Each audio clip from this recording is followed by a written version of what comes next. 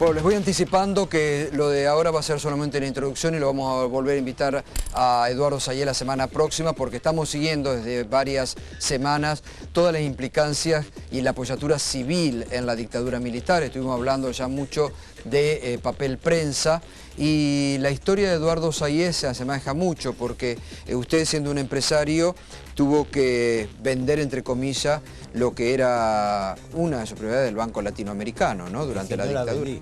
Exacto. Me lo robaron directamente. Muy parecido a lo de papel prensa, ¿no?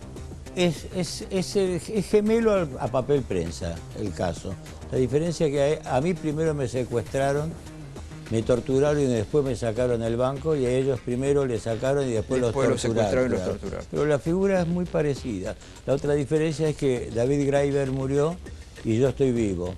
Y soy el único de aquella época, de los años 80, que puede contar la historia de lo que pasó en el año 80, que fue el año del saqueo del país, donde no dejaron huellas.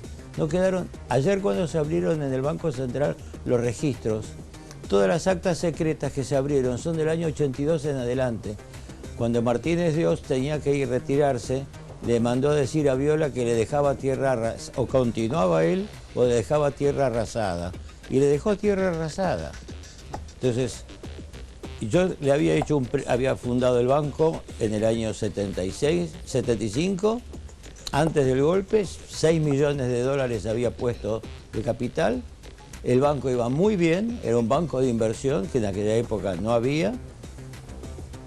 Y le habíamos hecho un préstamo a Austral Líneas Aéreas de 7 millones de dólares.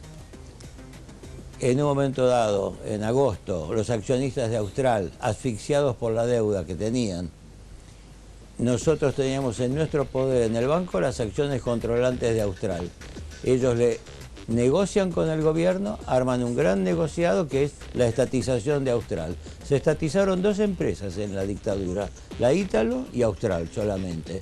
El negociado de Austral fue más grande que el de la Ítalo. Fueron 300 millones de dólares que le pasaron de deuda al Estado. Y el 31 de octubre del 80 cae una comisión parapolicial en el banco y me secuestran a mí con 7 gerentes del banco. ¿Y por qué cree? ¿Por qué cree que lo secuestraron y lo...? Porque tenía las acciones de Austral que las necesitaban, y teniendo 3 compradores después. Es decir, estuve torturado durante 7 días para que confiese algún delito inexistente que le justifica liquidar el banco. La historia empieza así.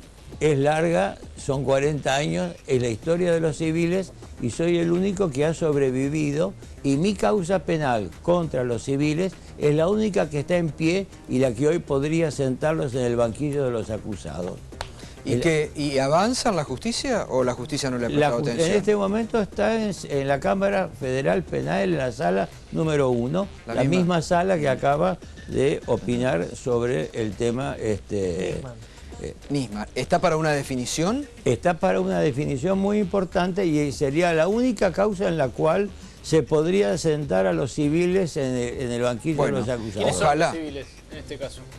Alejandro Reynal, que era vicepresidente del Banco Central, y a través de cuyo banco en el año 80 se fugaron 10.000 millones de dólares de la Argentina, solamente en el año 80, y a través de su banco, que el Banco Central le autorizó el año pasado a revender a un lavador de Santa Fe. Está, y no quiero, pero también lo mismo va para el doctor Rodríguez, que es el abogado de Lidia Papaleo. Disculpe, pero se nos fue el programa, pero en una línea. Nosotros presentamos esta semana el libro de Camps, que cuenta la historia de Graeber, del despojo, de cómo se apropiaron de papel prensa. ¿Eso lo han incorporado a la denuncia judicial? Está incorporado en la causa. Es, por supuesto, la visión muy particular del general Camps, pero al mismo tiempo prácticamente una confesión de una cantidad importante de atrocidades que, digamos, tomaron como justificativo para básicamente apoderarse de una empresa importantísima con la premisa fundamental, entre otras, pero la fundamental era que ese patrimonio debía pasar a empresarios no judíos.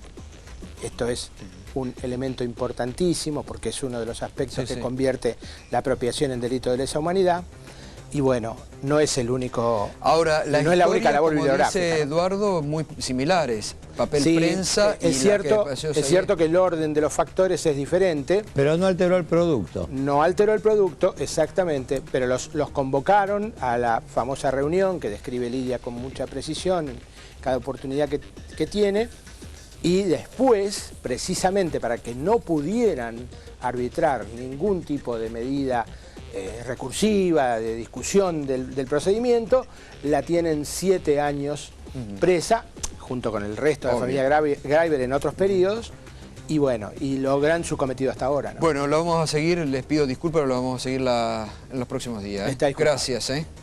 Gracias. Lo mismo para usted, Eduardo. Gracias. Queríamos presentar porque lo de ayer fue muy importante, sobre todo actas quemadas desde el 76 al 82. Y lo que, bueno, vos lo debés saber, Berco, pero que es una vergüenza, en los 90 la deuda externa de la Argentina se renegoció en base a los papeles que tenían los acreedores. Así porque acá, en la Argentina, se habían incinerado, quemado las actas del Banco Central. Así que ese papelón. En el año 77, Panchito Soldati manda a levantar el Departamento de Registro de la Deuda Externa en el Banco Central. Y yo, que fui embajador para la negociación de la deuda externa en el año 89, cuando fui al Banco Central a compulsar la deuda, no existía ningún registro. Bueno, Eduardo, lo vamos a volver a invitar, muchas gracias, sabe mucho esta persona, y puede ser una base importante para que se comience a investigar de una vez por todas la participación civil en la última dictadura militar. Gracias, Mauro Berco. El próximo lunes